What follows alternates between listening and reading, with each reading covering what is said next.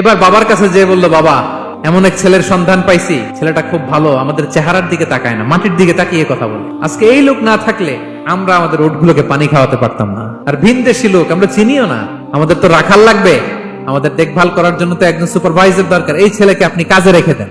বাবা বললো, যাও নিয়ে আস।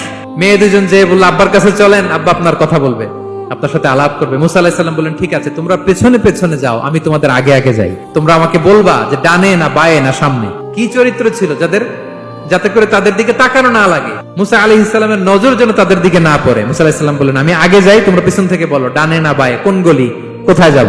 আল্লাহু আকবার। তো যাওয়ার পরে মুসা আলাইহিস সালামের সততা, এই বিশ্বস্ততা আর স্ট্রেংথ, শক্তি দেখে ওনাকে কাজে রেখে দিলেন মেয়ে দুটার বাবা।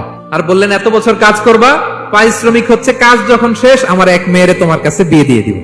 আল্লাহু আকবার। ওনারও থাকার জায়গা নাই, আশ্রয়ের কোনো বন্দোবস্ত নাই, আল্লাহ ব্যবস্থা করে দিলেন। আলহামদুলিল্লাহ।